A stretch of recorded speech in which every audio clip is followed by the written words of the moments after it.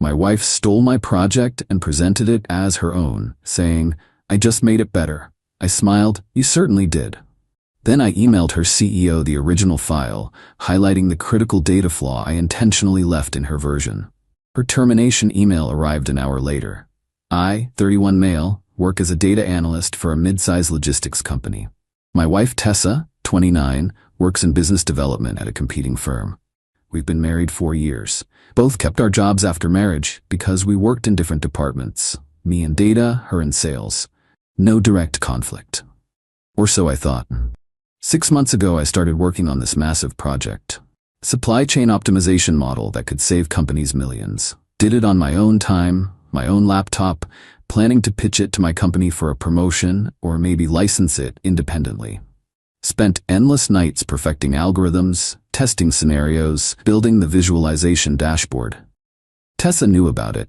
She'd bring me coffee during late nights, ask how it was going, acted supportive. "You're so smart, baby. This is going to change everything for us." 3 weeks ago Thursday night, I was putting finishing touches on the presentation deck. Tessa was at her book club. Spoiler, there was no book club. Left my laptop open on the dining table to grab food from the kitchen. Came back to find my screen different.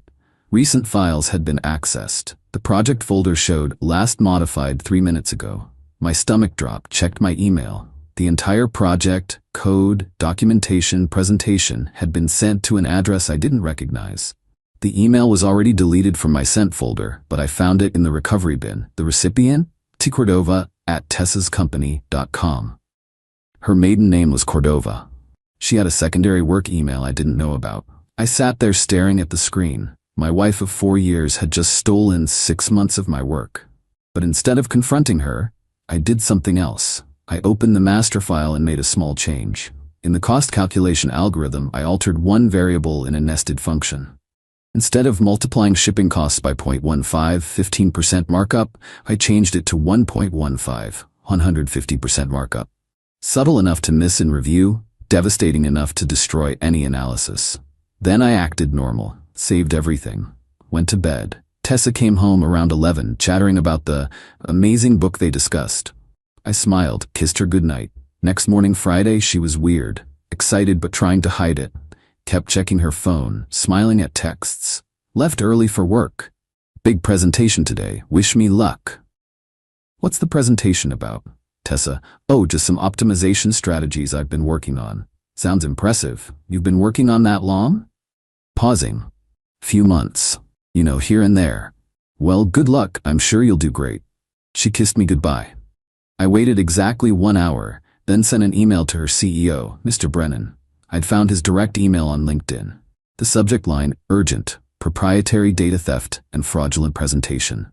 Attached the original files, the email proof showing the theft, screenshots of file access logs, and most importantly, a detailed explanation of the error I'd planted. Explained that if someone was presenting this project today, they'd be showing fatally flawed data that would cost the company millions if implemented. Also CC'd my own company's legal department and my boss. Full transparency. The response was faster than expected.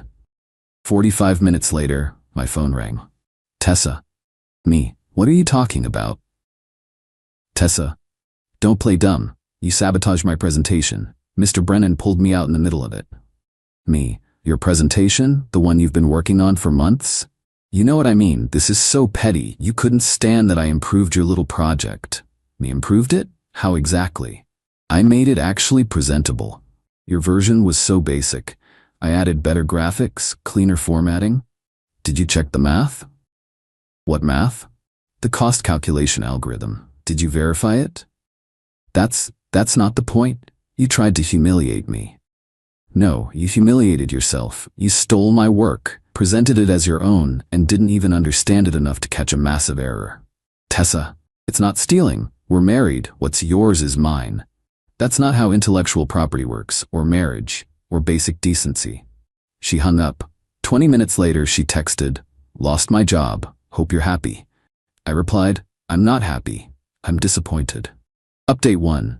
Tessa came home that evening like a hurricane, threw her laptop bag across the room, screaming about how I'd destroyed her career over petty jealousy.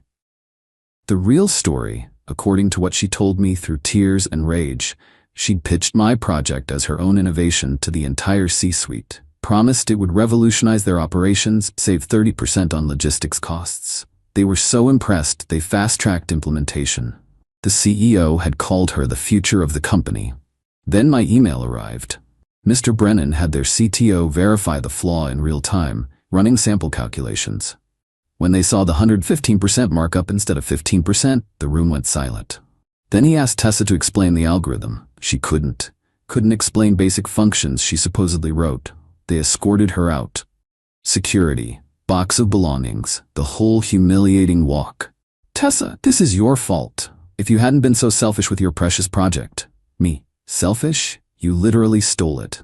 We're supposed to be a team, but you had to keep it secret, working alone. I never kept it secret. You knew every detail. You brought me coffee while I worked on it.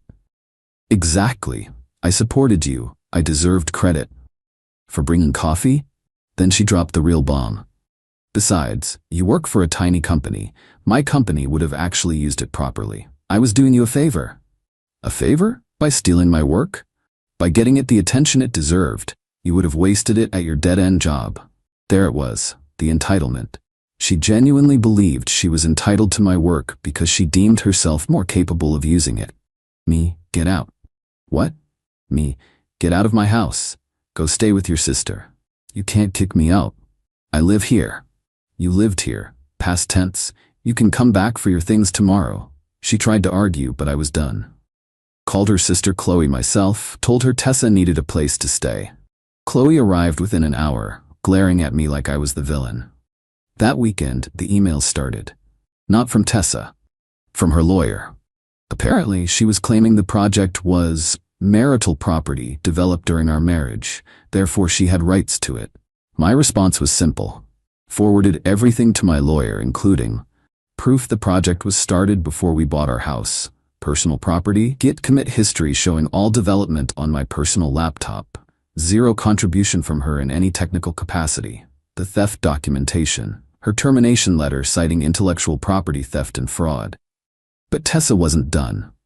Not even close. Update 2, Monday morning, I woke up to 73 notifications. Tessa had gone nuclear on social media.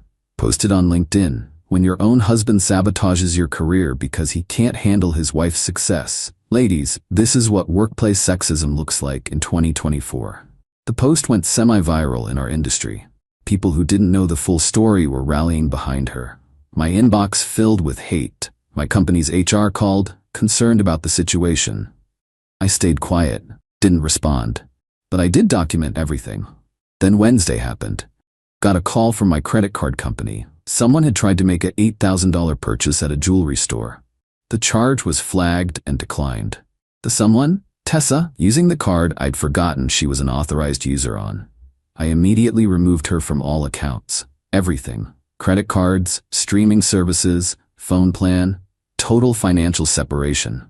Tessa's response was to show up at my office Thursday afternoon. Security called me down. Tessa, in front of my coworkers, we need to talk about this like adults. Me, adults don't steal intellectual property. Stop saying that, I made it better. Me, you added clip art in a title slide, then presented broken code you didn't understand. At least I had the courage to present it. You would have let it rot on your laptop. Security stepped in when she started getting louder. My manager, James, witnessed the whole thing. He pulled me aside after. James, is this about the optimization project you showed me last month? Me, yeah. The one we're implementing next quarter? That's the one. And she stole it, presented it to Brennan Corp. With a critical error I planted.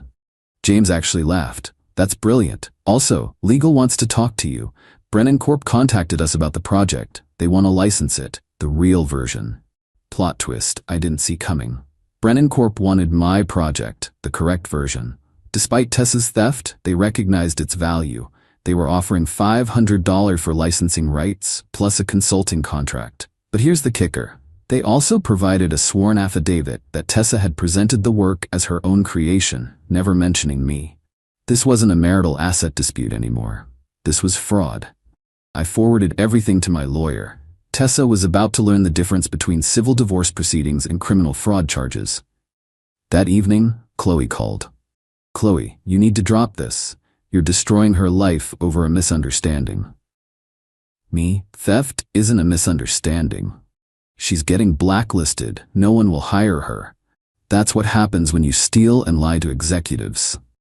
She's your was, past tense. You're really going to let her face criminal charges? I'm not letting her do anything. Her actions have consequences. But Tessa had one more play. And it was ugly. Update 3, the implosion. Friday morning, I got a call from the police. They needed me to come to the station. Someone had filed a report claiming I'd been physically abusive and threatening. Guess who? Spent 3 hours at the station explaining the situation. Showed them everything, the theft, the emails, the LinkedIn posts, security footage from my office showing her as the aggressor. The detective looked exhausted. "Detective, so she stole your work, got fired, and now claims you abused her?" Me, "Apparently." Detective, "Any history of domestic issues?" Me, "Check the records. Nothing. Not even a noise complaint. They let me go with advice to stay away from her and document everything." I was already ahead of them. But while I was at the station, Tessa was busy. She'd gone to my office with a sob story, telling reception she needed to get personal items from my desk. The new receptionist, not knowing the situation, let her up. She deleted files from my work computer. Or tried to. What she didn't know was everything was backed up to the cloud every 30 minutes. IT restored everything within an hour. But she did manage to send an email from my account to all staff claiming I was taking a mental health break and that any questions about the recent situation should be directed to her. James called me immediately. "James, your wife is here. She's in your office." Me, "Call security, now. She's not my wife anymore and she's destroying evidence." Security removed her, but not before she'd made a scene, crying about how I'd ruined her life over jealousy. My coworker Devin sent me a video. Tessa was screaming. He couldn't stand that I made his project better. He's intimidated by successful women. Devin's comment, "Bruh, she really thinks we're buying this?" Nobody was buying it. Especially after James sent out a company-wide email explaining that Tessa was terminated from her company for intellectual property theft and was no longer welcome on our premises. Then came the legal documentation. My lawyer had filed divorce papers citing fraud and theft, civil suit for intellectual property theft, restraining order based on harassment and false accusations. Tessa's response? She tried to drain our joint savings account, the one we'd forgotten about with like $500 in it, except I'd already frozen it after the credit card incident. She was spiraling. Her lawyer dropped her after the false abuse claim. Her sister kicked her out after the office incident. Her parents, who initially supported her, backed off when local news picked up the story. Local woman fired for presenting husband's work as own innovation. But the final nail came from unexpected source. Final update. Remember that LinkedIn post where Tessa claimed sexism? Well, someone from Brennan Corp commented. Not just anyone, their head of legal, Ms. Rodriguez.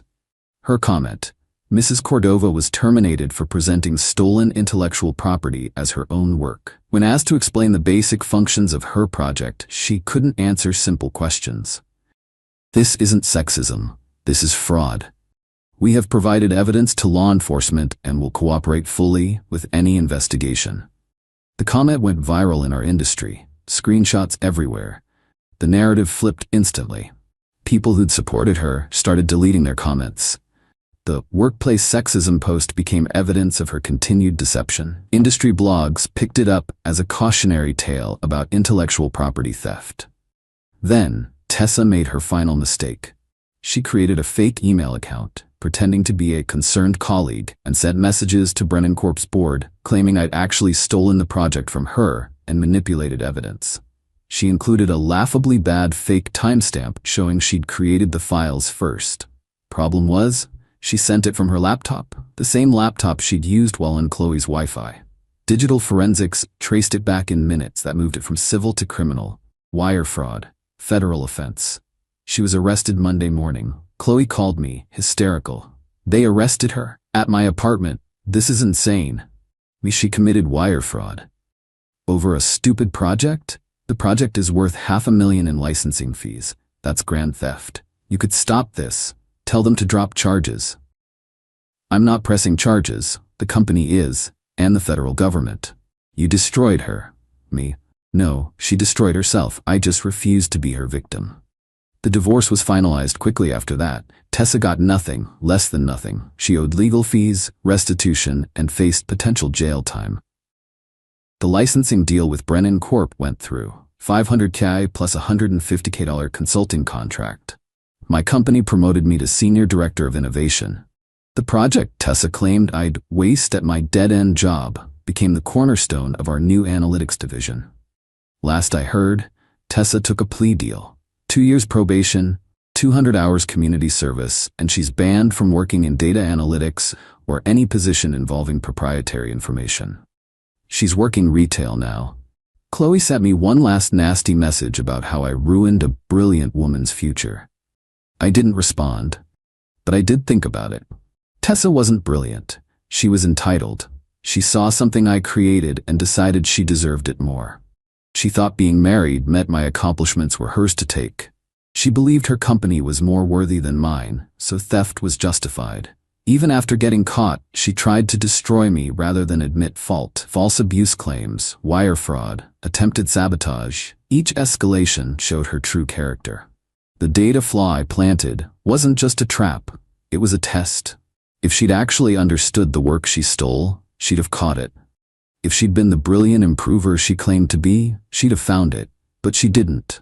Because she didn't improve anything. She just took what wasn't hers and dressed it up with prettier PowerPoint templates. My lawyer framed the Brennan Corp licensing agreement. Hangs in his office next to the arrest report for wire fraud. He calls it the most satisfying intellectual property case ever. Me? I just call it justice.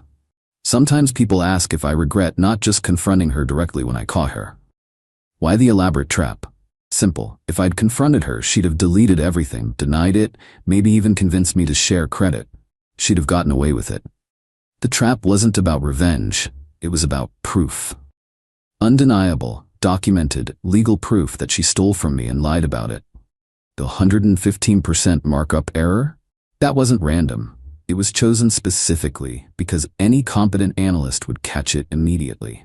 The fact that she didn't, that an entire room of executives had to have it pointed out to them while she stood there clueless, that proved she didn't understand what she'd stolen. She played herself. All I did was hand her the rope.